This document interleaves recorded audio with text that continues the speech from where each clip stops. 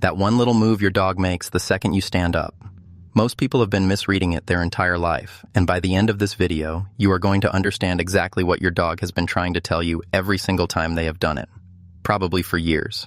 Here's the thing. That spot you just left holds something that no toy, no treat, no dog bed in the world can replicate. And the reason they go straight for it every single time has nothing to do with the cushion. It has everything to do with you. Let's start at the beginning. Number 1, you have seen it 100 times. You stand up to grab a glass of water, maybe answer the door, maybe just stretch your legs for 30 seconds. And before you have even taken 3 steps, your dog is already spinning in circles on your seat, pressing their nose deep into the cushion, settling in like they have been waiting all day for this exact moment, which, here is the thing, they probably have. Dogs experience the world almost entirely through smell. Their noses contain roughly 300 million olfactory receptors. Yours has about 6 million. That means your dog's sense of smell is anywhere between 10,000 and 100,000 times more powerful than yours, depending on the breed. That is not a small difference. That is a completely different sensory universe. Now think about what your seat smells like to them. Every time you sit down, you leave behind a dense layered chemical signature. The natural oils from your skin, trace hormones, the subtle shifts in your body chemistry that happen when you are relaxed, when you are stressed, when you have just come home after a long day. Your dog does not just detect these things. They read them the way you would read a detailed letter from someone you love. Research studying canine behavior has found that dogs can detect emotional states through human scent alone: anxiety, calm, excitement. Your dog picks up on all of it. And your seat is soaked in the most concentrated version of your scent they can access when you are not physically there. So when your dog presses their face into your cushion and exhales deeply, they are not being lazy, they are not being opportunistic. They are doing something ancient and profound. They are wrapping themselves in the chemical equivalent of your presence. It is the closest thing to being next to you that they can find without actually being next to you. And here is what makes this even more important. This scent connection is only the first layer of what is really happening. There is something underneath it that most dog owners never think to consider. Keep watching, because what comes next explains so much about your dog's behavior that has probably confused you for years. Number 2, they are not stealing your spot. Let's flip the script on something most people get completely backwards. When your dog takes your seat, every instinct tells you they are taking something away from you. They are being cheeky. They are being dominant. They are winning some little power struggle you did not even know you were having. That is the story most people tell themselves. But that is not what is happening. Dogs are descended from pack animals that operated on very clear social structures. In those structures, one of the most important responsibilities a pack member had was guarding the resources and resting places of the individuals they were bonded to, not stealing them, guarding them. When your dog sits in your spot, a significant part of that behavior is about preservation. They are holding your place. They are keeping your scent concentrated and protected. They are, in their own way, maintaining the presence of the person they are most attached to in the space where that person belongs. Think about how dogs behave with objects that belong to their owners. Many dogs will curl up next to or even on top of their owner's shoes, their unwashed laundry, their pillow when they travel. This is not random. It is a comfort-seeking and place-holding behavior rooted in deep attachment. Your seat is just the most obvious and most concentrated version of this. Research on canine behavior has found that dogs with strong attachment bonds show significantly more seat-occupying and owner item-seeking behaviors when left alone, compared to dogs with weaker bonds. In other words, the more your dog loves you, the more likely they are to be sitting in your seat the moment you leave it. So the next time you come back to find your dog sprawled across your spot looking completely unrepentant, take a second before you shoo them off.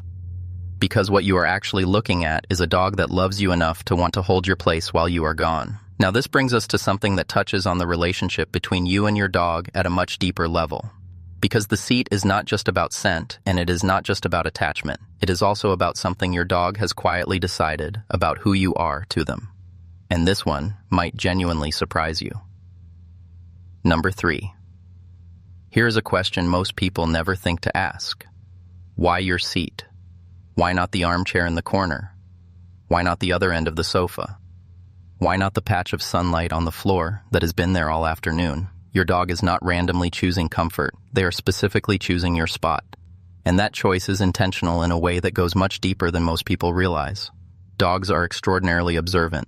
They spend their entire lives reading the humans they live with, tracking routines, monitoring body language, cataloging patterns of behavior.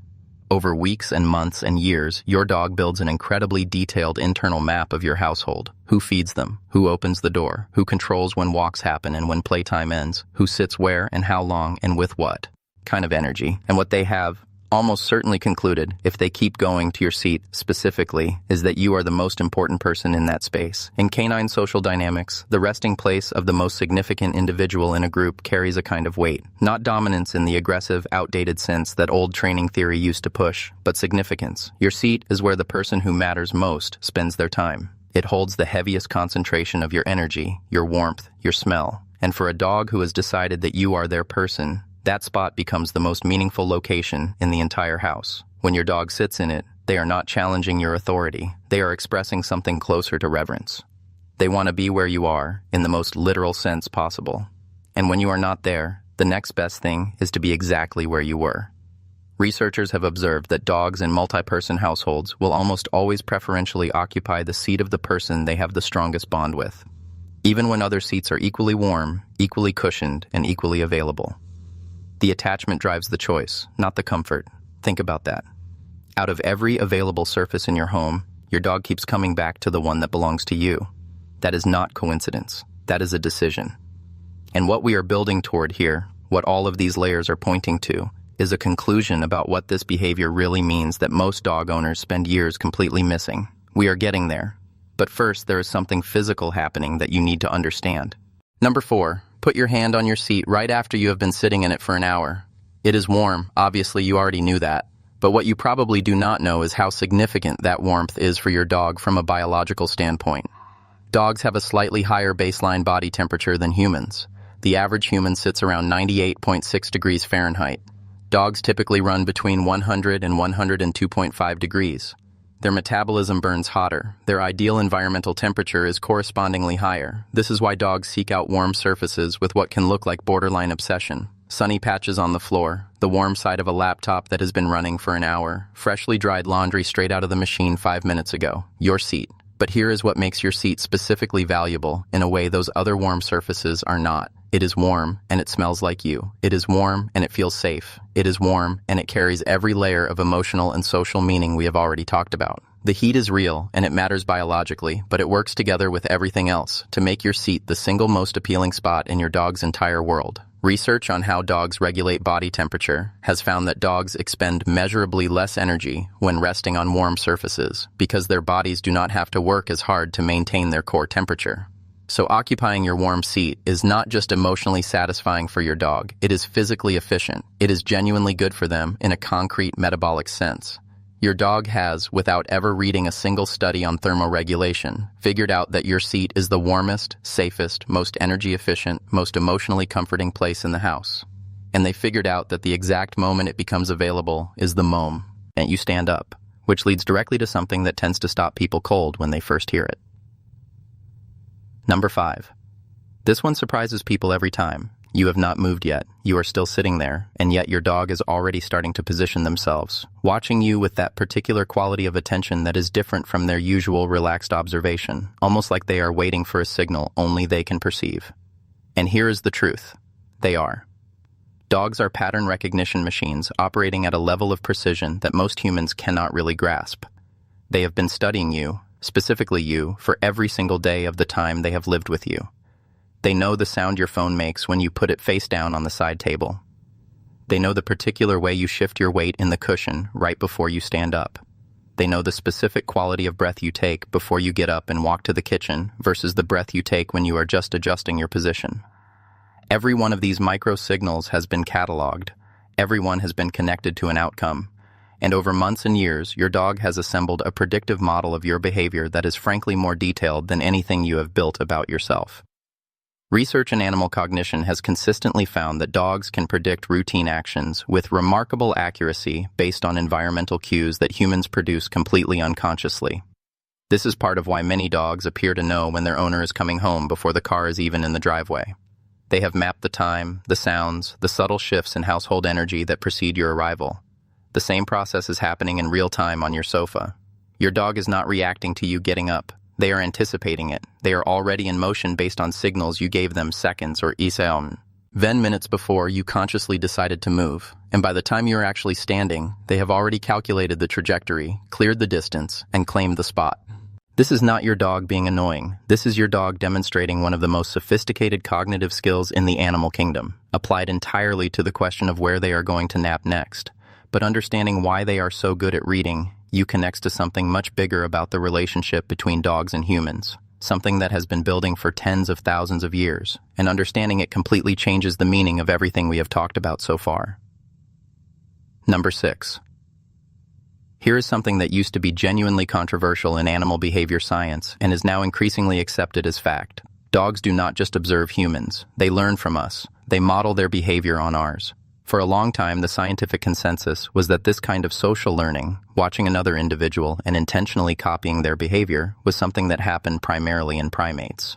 Dogs were thought to be good at reading human cues, sure, but actually absorbing and replicating human behavior patterns, that seemed like a stretch. Then researchers started looking more carefully.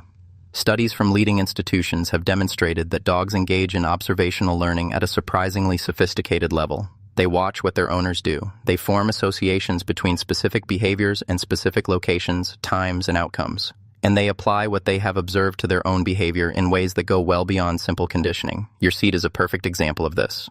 Your dog has watched you sit in that spot for months or years.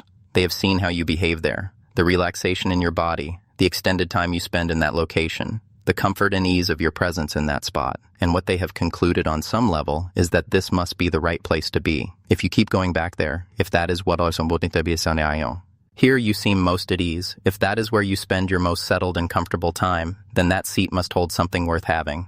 And so they go there too. This is also why dogs tend to mirror their owners' emotional states and activity levels over time. Calm owners tend to have calmer dogs. High-energy owners tend to have dogs that match that energy. It is not just a matter of matched personalities. It is active social learning. Your dog is taking their cues from you constantly and adjusting who they are based on what they observe. Your seat is just the most visible and concrete expression of that process. They want to be where you are. They want to do what you do. They want to exist in the spaces you exist in, because you, specifically you, are the template they are working from. And this brings us to the final piece, the one that wraps everything else together, the one that, once you understand it, will probably change the way you see your dog for good. Number 7. Let's pull all of this together. Because each layer we have talked about, the scent, the warmth, the social learning, the pattern recognition, the attachment, they are all pointing to the same thing. Think about what vulnerability means for a dog. Dogs are descended from animals where choosing the wrong place to rest could be genuinely dangerous. Sleep is the moment of maximum vulnerability. It is when your guard is down, when your awareness drops, when you are most exposed to whatever might be coming. In the wild, or even in a feral context, a dog that rested in an unsafe place near the wrong individuals at the wrong time, that was a dog that might not wake up. This is deep in their biology. The decision of where to sleep, where to rest, where to let their guard down, it is not casual. It is not arbitrary. It carries evolutionary weight that thousands of years of domestic life have not fully erased. Now look at what your dog is doing when they take your seat. They are choosing the spot that smells most like you, the spot that holds your warmth, the spot that represents the highest concentration of your presence in the physical world. They are choosing to be vulnerable in the place that feels most like you, which means they are choosing to be vulnerable because of you, because of what you mean to them. Your dog could rest anywhere. There is probably a dog bed somewhere in your house that you spent real money on and that they walk past every single day. There is likely a sunny patch on the floor that is warm and comfortable and available whenever they want it. There might be a chair no one uses, a corner with good sight lines, a dozen other perfectly reasonable options. And they choose your seat. That is not convenience. That is not laziness. That is your dog telling you, in the clearest way their behavior allows, that you are their safe place. That your presence, even the residual impression of your presence, the scent and warmth you left behind, is enough to make any location feel secure. That the world is manageable, comfortable, and worth resting in, specifically because of you. Research on attachment in domestic dogs consistently finds that the strength of the human-dog bond is one of the most powerful predictors of a dog's overall well-being, stress response, confidence, and behavior. Dogs with strong, secure attachments to their owners are calmer, more adaptable, more resilient under stress, and more socially comfortable overall. And the behaviors that express that attachment, seeking the owner's scent, occupying the owner's space, staying close to the owner's presence in whatever form is available, are among the clearest indicators of that bond. When your dog takes your seat, they are exhibiting one of the strongest attachment behaviors available to them.